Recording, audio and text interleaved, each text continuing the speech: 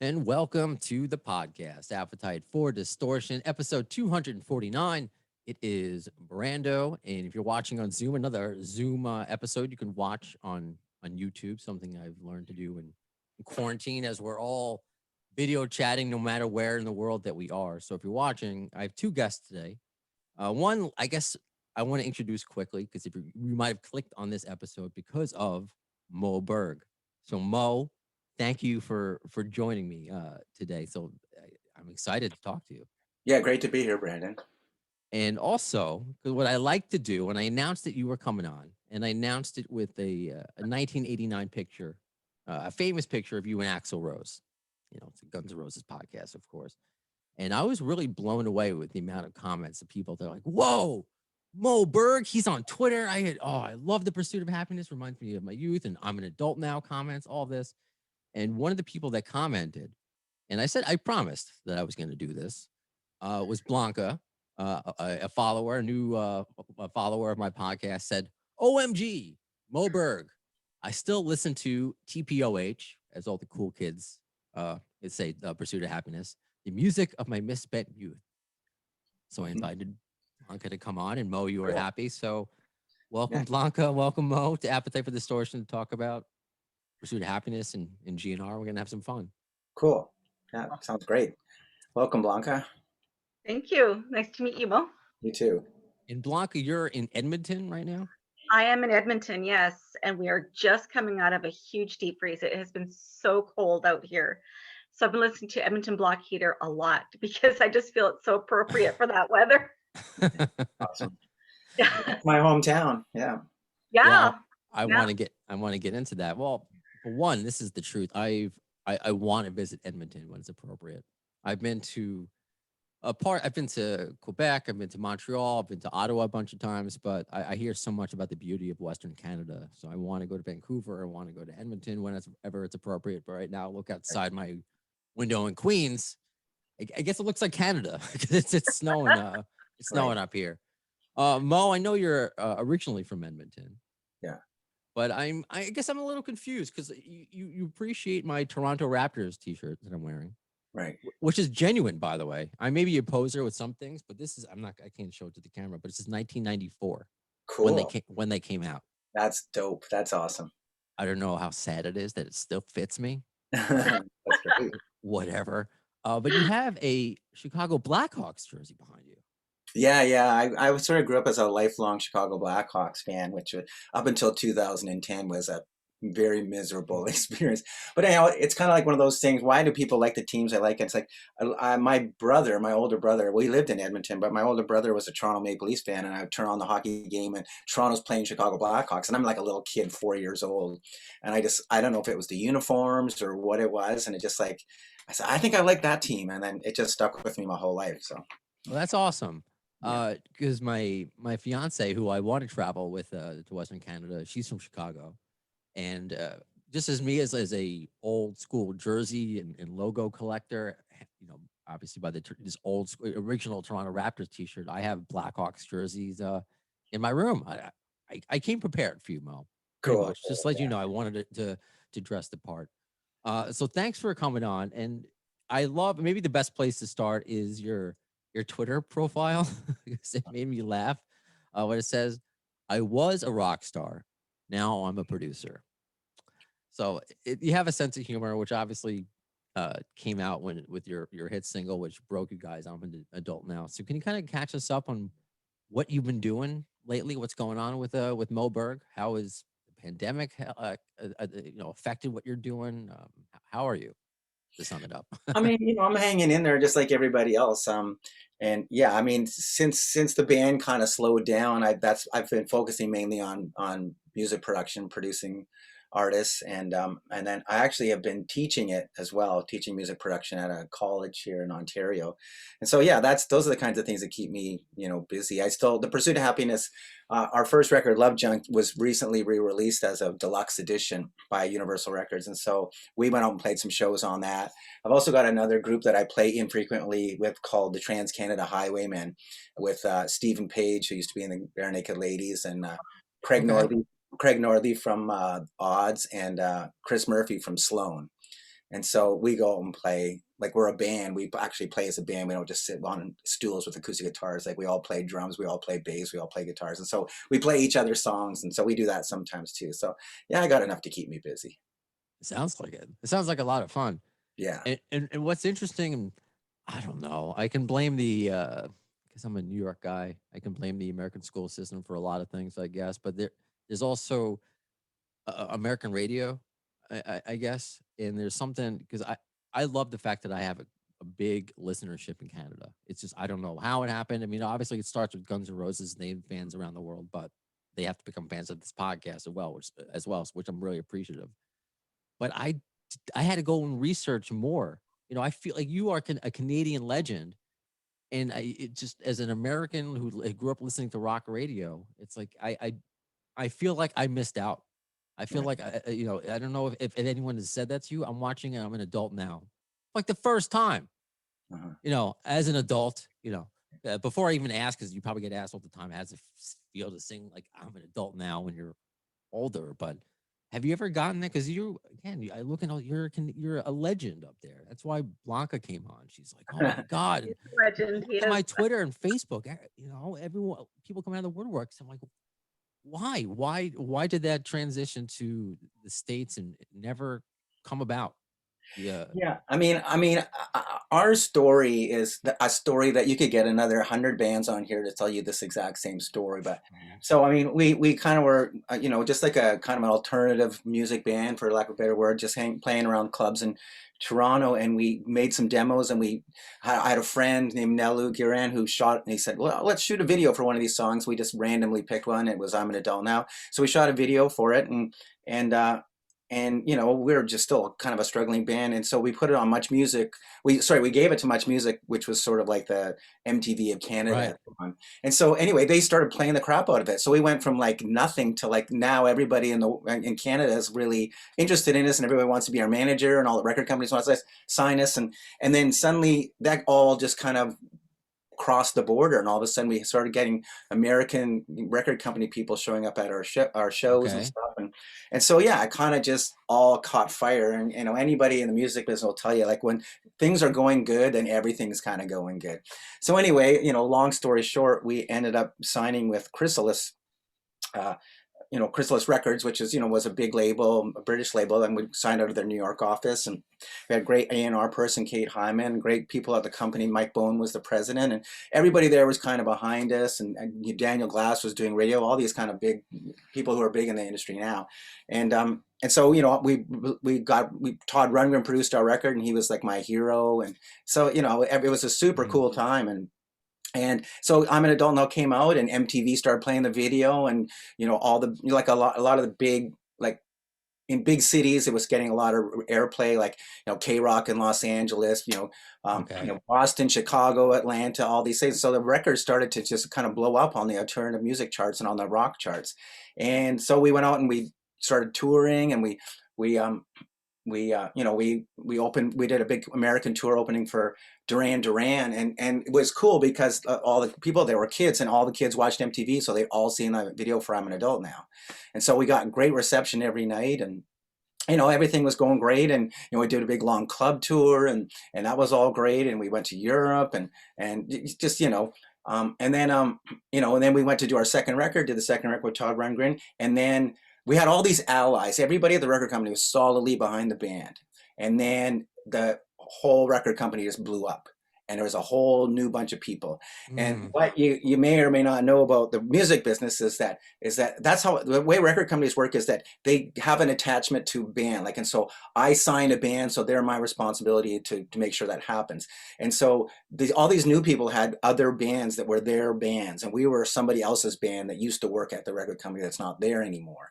And so you're kind of like the you know, the friend who keeps coming over and is hanging around the house all the time, and everybody wishes would go home.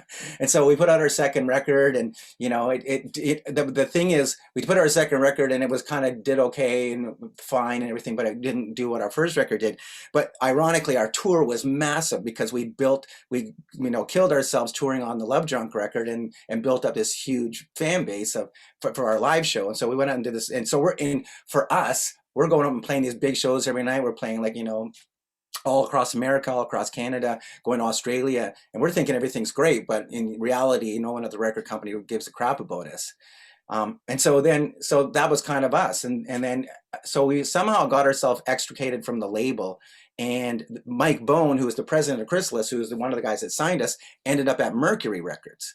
And so he said, "Come to Mercury Records. I'll sign you right now." And so it seemed like 3 days later we were on Mercury Records. And it's like, this is great. And so now we're on Mercury Records, which is a huge label, and they're doing really well. They got Bon Jovi and all these Kiss and all these bands that are doing it. First thing we did when we got there, say, "Hey, can we do anything for you guys?" Say, "Yeah, we want the entire Kiss catalog on CD." That was the first thing we asked for when we got signed to Mercury. Anyway, so we go to Mercury and we start talking about, what we're going to do there. And then Mike Bone gets fired. So now we're in the exact same position we were at over at Chrysalis, and we're just kind of like, floundering. And it would seem like it was a very cloudy day for about 3 months. And then they said, "Okay, we'll do a record. We'll still do a record with you guys." And then we started talking to producers about who produce it, and everybody wanted to produce our record. And so like Eddie Kramer called and he wanted to produce a record, and Butch Vig, we talked to Butch Vig about producing, and Butch Vig had just done Nevermind at the time. And That's and huge, then, and Mike Clink, we talked to Mike Clink, and that's a whole other story that we can get into. Okay. And so then Mercury's like, holy crap, like everybody, all the cool kids want to dance with The Pursuit of Happiness. Maybe we should give them another look. Anyway, they weren't behind us, and it just didn't work out. And we were able to keep our thing going in Canada and Australia, and we had our places in the US. Like we could always go to Chicago and have a great show, or Boston or LA or places like that, and Atlanta. And so that was kind of how it all went. Oh, when's your book coming out?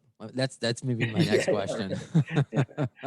Oh, wow. I mean, you're right. That is a story that I've heard before, and it's a shame, but maybe it's a shame because we've also talked about like, how do you define success or happiness? I mean, you're doing so well. And I just said all the love that came out just from my listeners about you. So obviously you're still, you don't have you don't have anything to prove, I guess. Yeah, and you gotta, it's definitely a glass half full, half empty. I mean, we got to do it. Like, I had the time of my life. Like, it was insane. I met so many of my heroes, and we played night after night, and we had tons of fans who, would come out to the shows, and still, even when we go out and play now, we go and do shows. We did some shows to support this re-release of Love Junk, and fans are there, and it's awesome. So, I think of how many of my friends, growing up in the music scene, how many of them never got a chance to do anything. They didn't ever get a chance to do anything. We played for like 20 people. And so, man, we had a great run. It was awesome. Right on. And Blanca, I want to know where in that run you came in, because you were, just right in high school. Like what? Yeah, in high school. I mean, you guys came out in what, 87? I think. That was probably when our indie version of I'm an Adult Now came out. Yeah. So I remember when that came out in 87, I was just in high school or just graduating. And I mean, it was just, it's such an appropriate song for that time, because you're just transitioning to an adult. And so you could relate to everything. And the music was so catchy, and it was just great. Like everybody I knew loved the song. I love that you mentioned that you still listen today. I still listen. Love Junk is one of my top 10 favorite albums ever. Oh, wow. That's so cool. Thank you.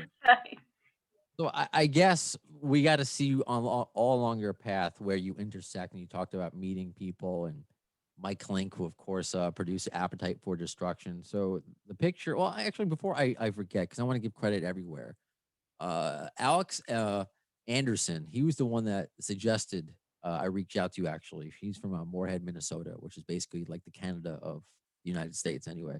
Right. So thank you, Alex, for that. And also going to give a shout out to David Holmes, said the first LP is fantastic.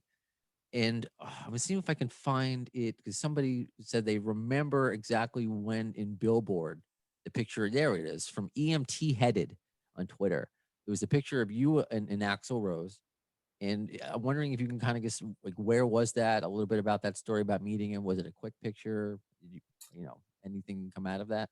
Because actually, before you respond, sorry to cut you off. Yeah, no problem. Alex said, like I said, I want to give him credit. And I do hear rumblings that Moe and Axl still have contact, but nothing verified. And Axl was a huge fan of The Pursuit of Happiness. So sorry. There you go, Moe. Well, yeah, how that picture happened, that picture is kind of legendary. It's funny because we were on the road, we were touring, we were opening for Duran Duran.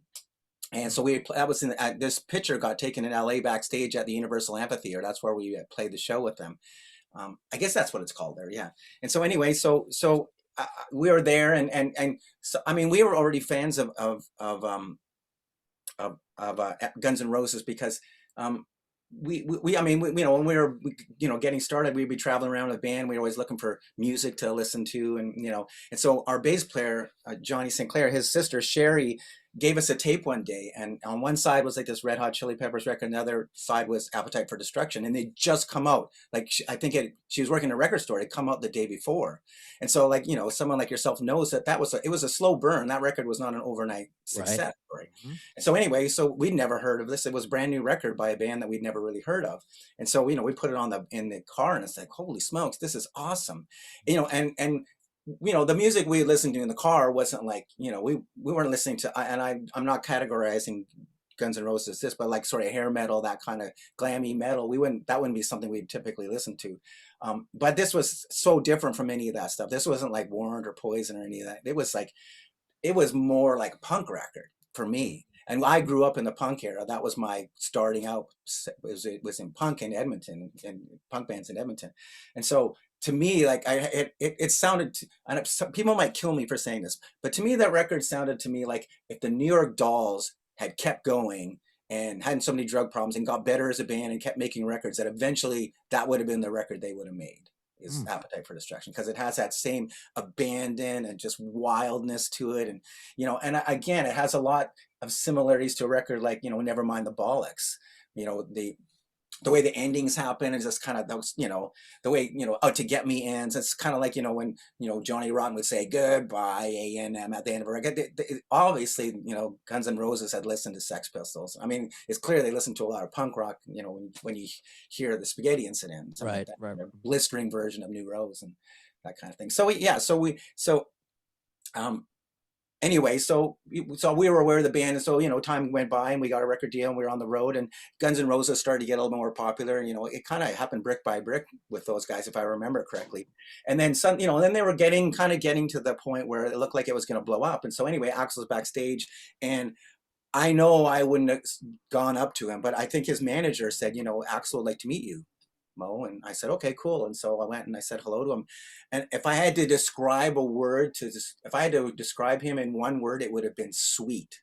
I mean, he was just the sweetest guy. Like, and he was kind of shy, and and he was saying, I didn't expect you to be shy. Like, you know, I see you on stage, and you don't seem shy. And, you know, and you know, he said he really liked I'm an Adult Now, and he liked our record, and, you know, and he was just like the nicest guy. And it was just like two guys who were in bands talking. It wasn't like I'm about to become the biggest rock star on the planet talking to like a guy who's in a band just starting out. It was a really nice conversation between, and then so someone said, hey, let's get a picture.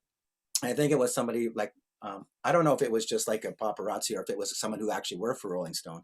But anyway, and we have this picture, and the funniest thing about the picture that people always comment on is that Axl's kind of leaning into me when we take the picture. It's almost like I want to get my picture taken with Moe. I mean, that's not what happens. How does that look? And I always just kind of joke around about that. And so that was it. And so, and anyway, it ends up in like the next week, it's in Rolling Stone magazine. And then it was in every magazine. Like every magazine had that picture. It's like I couldn't go anywhere without seeing that picture of me and Axl. And then after that, we went on tour into Europe, and we were doing all these big stadium shows opening for the Eurythmics. And literally every country we went to, I picked up their music magazine, and I can't read a word of it, but there's the picture of me and Axl Rose. And it's just like, there's that picture. I have no other picture of myself that is that ubiquitous as that picture.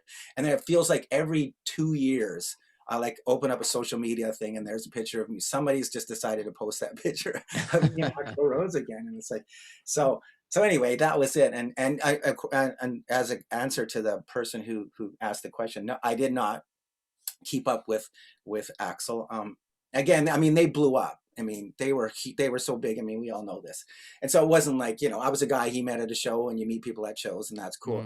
And the funny thing, this, you may or may not find this funny, but about 3 years later, a few years later, we were in Los Angeles recording a record. And we recorded we were in Los Angeles for about 3 months recording this record with a guy named Ed Stasium, and we were in a Tower Records, the video Tower Video. There used to be a Tower Video. We used to rent videos. Some people may not have any concept of that. But, so anyway, we're in there, and I'm we're getting a video, and I look and I see Axel there with Stephanie Seymour.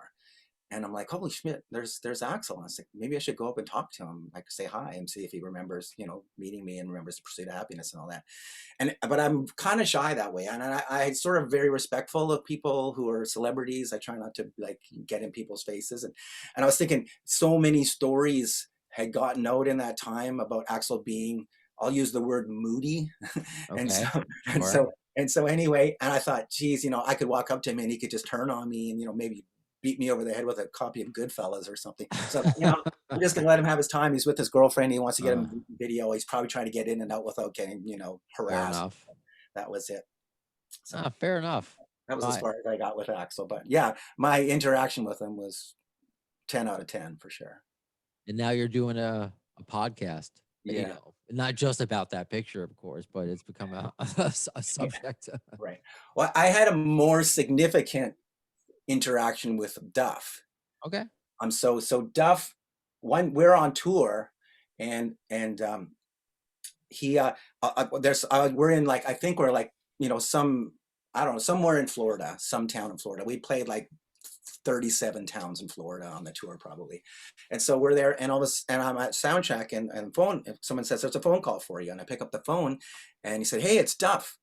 I said, hey, Duff, how's it going? He said, oh, great. He said, I tracked you down. I said, my wife works as a travel agent, so I found out where your hotel was, where you were and what you were doing, and I tracked you down. And he said, I just want to say hello. And I said, I'd love to write a song with you. And I said, wow, that'd be cool. That'd be awesome. And I said, so we talked, and he was really, very complimentary about the band, and he listened to the Love Junk all the time, and he really liked it. And he was super great, like a cool guy, and again, I feel like we all listen to the same records. I probably grew up listening to the exact same records that Duff did, like punk rock records and stuff. And so, right. And so I felt like we had some stuff in common. And so anyway, so I thought, okay, great. And we sort of just left it, and like, this is hopefully something we can make happen. He said, well, I'm in LA, and we've made a little money now, and so I've got a bunch of gear, and you can come down and we can record something. And then another phone call happened, and we talked again. And by this time, they're getting kind of a lot bigger, and it's starting to feel like this is going to be a way harder thing to do than it was when we first talked. And then the next time, it was just like this. They're gone, like they're on the road for the next 200 years and playing, and it's all. So it just never really happened. And I kind of kicked myself for not being a little bit more aggressive. Like after that first phone call, I'd say, let's set up time. I'll come out to LA. And it's not too I just late. wasn't that guy. I wasn't super aggressive about stuff. And so, but yeah, I wish that happened. And the only other, I have two other Guns N' Roses. Look at this. No, you can keep me. You can interrupt me if you want to talk about something else. But no, I mean, it's a Guns N' Roses podcast. You're a great storyteller. I mean, so Blanca and I are your audience right now. This next one's no big deal. It's boring. But I had a friend. His name was Bill Kennedy, who unfortunately is no longer with us. And he was an engineer, a big engineer in Los Angeles. We grew up in Edmonton. He was from the same town as us, Blanca. And and he sort of made his way to Toronto, and he was doing really well. And then he went up to Los Angeles with Garth Richardson, who's another big producer, produced Rage and Rage Against the Machine, a bunch of bands. And so he was out there working out big studios, and then he calls me out of the blue and he goes, hey, I'm with Slash. He said, we're going out to buy your new record. He found out you had a new album coming out, so he wants to go up to Tower Records and buy it. I'm like, cool. I don't know what to say. That sounds awesome. And that's the end of that story. Unfortunately, I don't know anything more about it. That's all right. Is that a Slash t-shirt, by the way, you're wearing? No, this is a T-Rex, the slider. Oh, okay.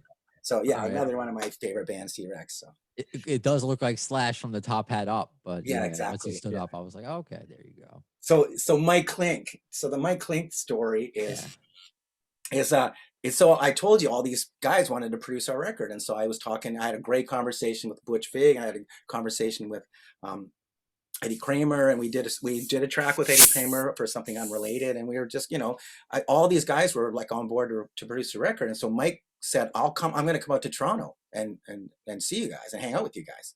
So I said, okay, sure. So he flew out to Toronto. and so we met him for dinner and drinks and stuff like that, and and so basically all I really remember about the night is us getting hammered on his dime, and all talking, saying "shut up, Clink" in German accents, as though we were on like a Hogan's Heroes. And so we were like all being like, I guess his name was, I forget, General somebody was the guy'd always say that on the show. It's like one of the catchphrases on the show. So we just kept saying that and killing ourselves laughing. Just a bunch of assholes. Like just anyway. And so, you know, we had a nice conversation. He was a super cool dude. But anyway, we didn't end up using him. And I heard later that he was super pissed off about it, because I think he had a different idea about what was going on. I think he thought he was coming to Toronto and we were going to start talking about doing the record. I think he thought he had the gig. And so, and so he was just like one of a bunch of people we were considering. And so I heard he got, and I don't blame him for being mad. It's like, you know, we were a bunch of weirdos and, you know, whatever. So, and he ended up flying out to Toronto and taking us out for dinner and plying us with booze, and then nothing to show for it in the end. So. Except a great story. Yeah. Good story for me, probably not for him. I doubt he tells it. Yeah, good point. This is another question I'm very curious of, because you are in the Canadian Indies Hall of Fame. Right. All right. So this was sent in by a Brendan, not quite the same. How did a TPOH DAT tape end up in the exhibit at the Rock and Roll Hall of Fame? Well, when we were on Chrysalis, like like I said, we had a great team. I had a great team. Everybody there was amazing. Great radio people. Like I said, Daniel Glass and Vic Lentini and Greg Thompson, Jill Maxick, but they had a publicist named Frances Pennington, and she was like amazing. And so one of the things that their ideas for the band was they were going to get Love Junk released on every possible format. So it was released on vinyl, and it was released on cassette and on CD and on 8-track, which wasn't even a thing anymore, and then on DAT. And there'd never been a record released on DAT, like a commercial released record on DAT before. And so Love Junk is the first commercially released DAT tape. Wow. And so that's how it ended up in the Rock and Roll Hall of Fame, because it's, you know, it's a unicorn. It's like, and why it deserves to be in there. Yeah. So wow. Yeah. The only reason I even know what a DAT is, Blanca, do you know? I have no idea. It's like a very small cassette because of college. I was in broadcast journalism, you know, and you have these little DAT tapes. So we go in these giant cameras and go into these giant VCRs after. You know, that's it. That's the only reason why. I've never seen them before. Yeah. I have like DAT tapes. I think of like really shitty, like me trying to be a newscaster. Maybe I'll try to transcribe it. Yeah, it's a digital audio tape, and so it was like a really super high quality cassette. So you know, a lot of bands used to mix their records onto DAT, and then they would they took it and get it mastered off the DAT. So it was a very significant kind of a recording medium for about, I'm going to say 10 years or something, and then when digital technology came, kind of rendered it useless. Didn't have a lot of value. Yeah. There it goes in the audio graveyard. Yeah. I guess the last question for me, and Blanca, I know, did you watch the video yesterday? The when I posted it, the Beavis and Butt-Head video. I did. When you guys were on it. I have a little bit of a. This is college music. Yeah. You heard that right? Yeah. All right. I'm just making sure, because I'm not usually in the studio. I wasn't trying to rub it in, Mo. What was it like being on Beavis and Butt-Head? And they were relatively nice to you. You know? Absolutely. I mean, to me, that's outstanding. I mean, that's there's a couple of things that happen in our career that are like, you know, those things that you'll remember for the rest of your life. And I didn't even know it was happening. So, I mean, I think we were in Atlanta and we just played a festival, and with, like, you know, I don't know, the Lemonheads and a bunch of bands at the time. And it was on, and it was just like, we watched it and I was kind of nervous. And then, you know, it was just kind of like, you know, like you said, it sounds like college rock. It's like, well, we kind of are, like, that's fine. And, you know, it's like, you know, if I wanted to read, I'd read a book, you know, because the video had all these sort of like Words. lyrics up on that. Yeah, so it was kind of a semi groundbreaking video at the time, and so it was just kind of like, yeah, they didn't say even they, you know, they might have said that this sucks, kind of like the way they say everything else sucks, but Right. I feel like we got off kind of the best we could have, because they didn't really say anything that negative, and then we got all the publicity of being on Beavis and Butt-Head, which is, you know, was at the time was a gigantic show. I just love it. Something else that you have in common with Guns N' Roses. Axel is cool. And in the same breath, he goes, "Axel's a puss." I mean, I don't have that sound queued up. But I can't wait until they come back. They exposed, honestly, like bands like yours, they exposed a lot of great music to a lot of people, even though they were, you know, kind of silly about it, of course. Now I can't wait till the show comes back because there's a lot of music that needs to be made fun of. Before we get out of here, because everybody, you know, please follow Moe on Twitter at Moe TPOH, or it's a TPOH band. If you're just Googling it because you don't want to come up with the Will Smith movie. By the way, does that happen with was that like did you have like a trademark? Because it's the pursuit of happiness is kind of like a phrase. Like, how does that work? You know, now you Google that, and again, I have to specify band so I don't see Will Smith. Yeah, I think no one else can call their band The Pursuit of Happiness, but the phrase is not trademarkable. It's from your Declaration of Independence, right? So yeah, you can't trademark that. So there's a whole bunch of things that are called The Pursuit of Happiness, but I don't think you can call a band The Pursuit of Happiness. I think okay, we have the right to that. Yeah, because it was just fascinating. It's one of those little tidbits I was just curious about. Yeah. Blanca, I mean, you got your voice of the background of your high school here. Is there anything you want to ask or say to Moe? You know what? I just thank you for the music for all these years. It's just amazing. Well, thank you for being here. But one quick question. The Green Room was an amazing book. So funny. Are you going to plan to write another one? Yeah, I mean, writing that book was like an incredible undertaking. Like it was, yeah, I don't know if I have enough time left in my life to write another book. I had thought about it. I was going to write a novel. That was a book of short, but writing a book of short stories is a lot easier than writing a novel. So I don't have any plans to. Anything could happen. It's like maybe Brandon's put a bug in my ear about maybe doing something more nonfiction. I have a blog on my website that's kind of like where I get all my writing stuff out, like on moeberg.ca. And so I write on that infrequently. And if I have something I need to get off my chest, I usually just throw it up on there. Anything else that we should be checking out on the horizon, new projects? Because as we discussed, you're a busy dude.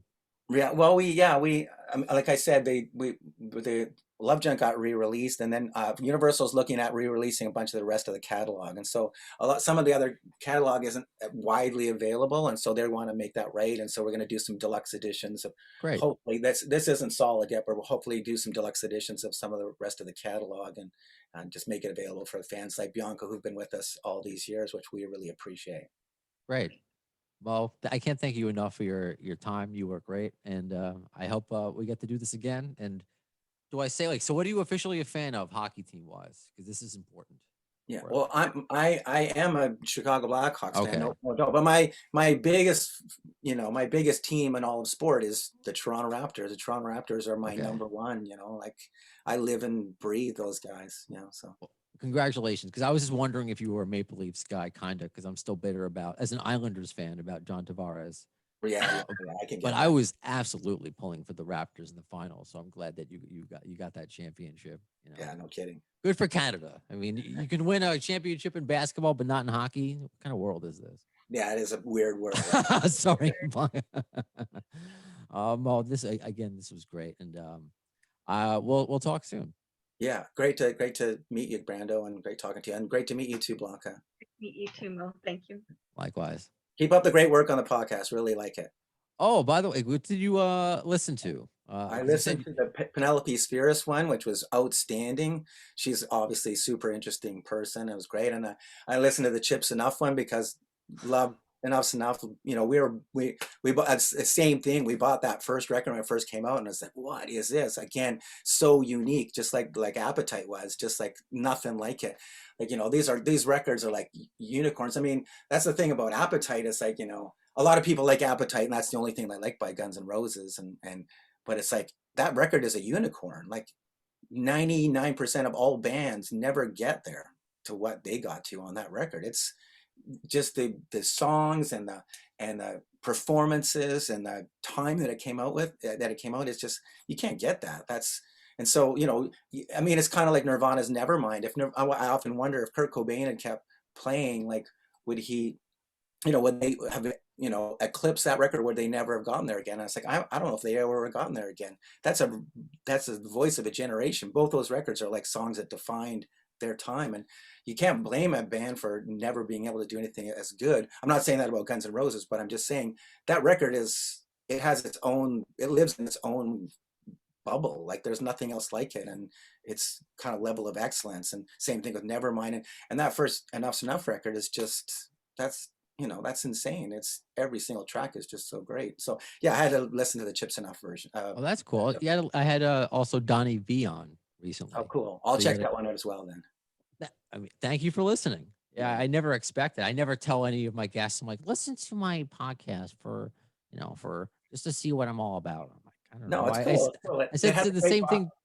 What's that, buddy? It has a great vibe. The podcast has a great thank vibe. you. It's not super hype. It's just kind of like guys talking about music. It's cool. Yeah, and gals, but that's why it's just very funny, and I appreciate you listening, because there are episodes I'll see on YouTube, and somebody said I come off overly medicated, which I'm properly medicated. You know, I see the appropriate doctors, but I want a relaxed feel. Same thing with Blanca, who's, I don't think it's out of turn for me to say you were a little nervous coming on. You first said no, I don't think so, but I wanted to just no pressure. That's what this is about. Same thing with Moe. If it's a big time guest, obviously I wanted to get the big time guest, but I don't think I'm too pushy.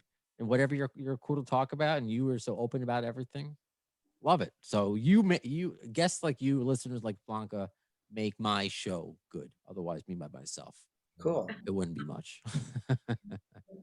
Well, Moe, thanks so much, and I'll get this episode out, and we'll tag you and all that fun stuff. Sounds great. Great talking to you. Likewise. You guys stay safe and take care. You too. Take care. All right. Bye, guys. So that was fun, right? I was trying to fangirl. Holy. I'm always like that. So iconic in Canada, you know, like. I love it. Well, see, that's how I am a lot of episodes, Blanca, and I want to give you and others the experience that I have. That's the point of it. I don't expect anybody to be, like in radio co-host chair like Scotto and I. I don't know if you listened to early episodes, because I know you're a newer fan of the podcast. It was me and my buddy Ian. And that's what you're expected. You're prepared. We both went to school for it and profession. But that's, as long as you have somebody that can steer the ship, and I can kind of steer the ship, kind of. Oh yeah, okay. you steered it really well. Thank you. I just want you to have fun. I want other people, other guests to have fun. I did reach out to Alex, who did suggest Moe, to see if he was interested in co-hosting. Did not hear back. So, the offer is always out there to anybody who helps get a guest, suggest a guest. I want people to be involved. So, Blanca, before we get out of here, I want to, talk to you a little bit. And there's another soundbite I have queued up for.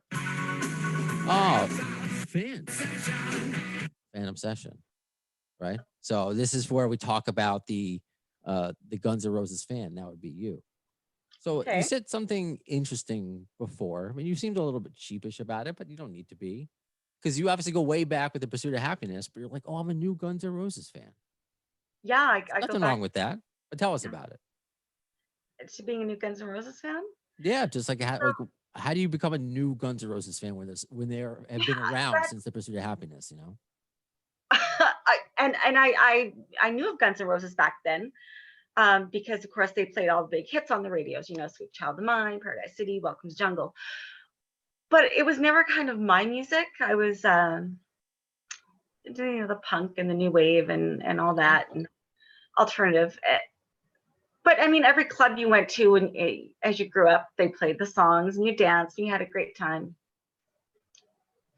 But something happened during this whole pandemic where, I have to work from home, so I'm locked inside all day with just my dogs. I don't really have a lot of people to talk to face to face.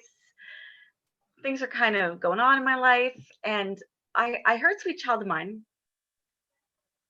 And so then I went on YouTube and I played Paradise City because I thought, oh, it's, catchy. Axl Rose is kind of, I like his voice right now. And then I went down the rabbit hole, and I heard Civil War and Coma and Night Train, which I love, and Mr. Brownstone.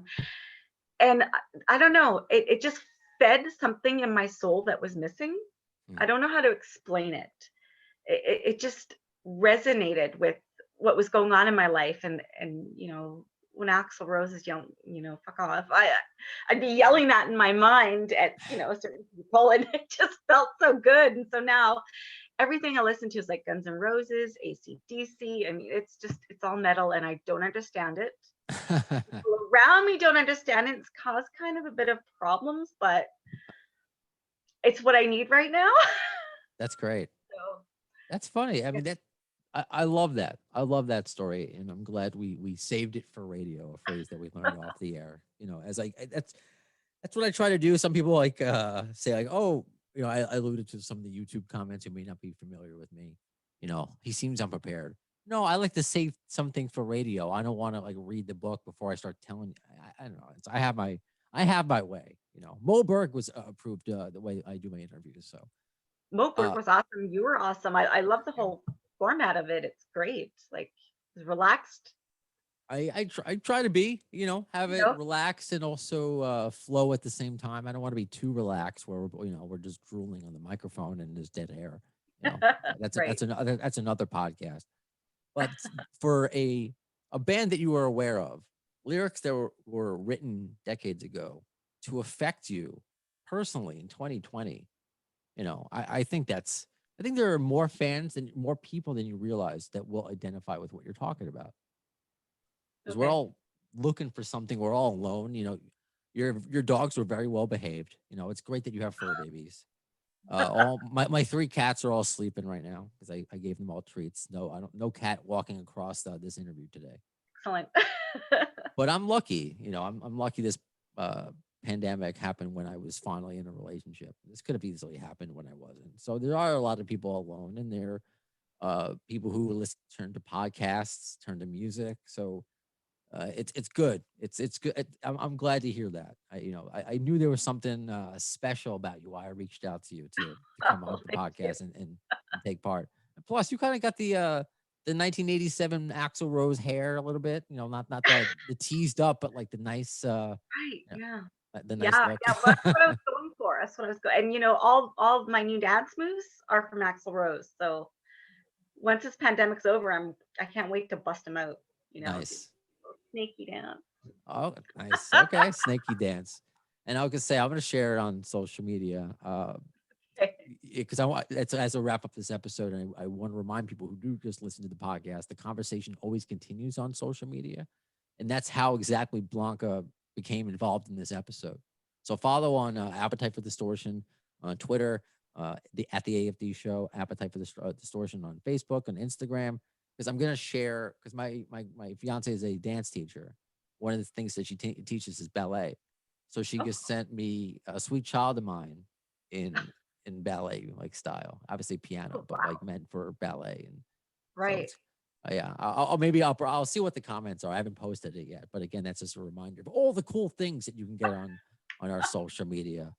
As far as the next guest, there are some cool announcements on the way. One is confirmed that I've announced on social media is Lisa Maxwell. Excuse me. She was the head of the horn section of User Illusion. That's her on. Gosh. Yeah, moved to the city. Yeah, so we've had Tracy and Roberta on, but now we're gonna get Lisa Maxwell on. Who, looking at her resume, she leads an entire orchestra now, but she's done music for TV shows like Dexter. There's a whole Animaniacs movie I grew up watching. Speaking of things you grew up watching, listening to, that she did the entire score for. So in this, even without GNR, I think she also did oh my God, what's the name? Spinal Tap. She also worked with Spinal Tap. So there's a lot to look forward to with Lisa Maxwell, but there's other great guests on the way. So again, follow on social media. not just for the announcement, the possibility to take part, just like Blanca did today. So thank you. I appreciate you getting past, the nerves and all that.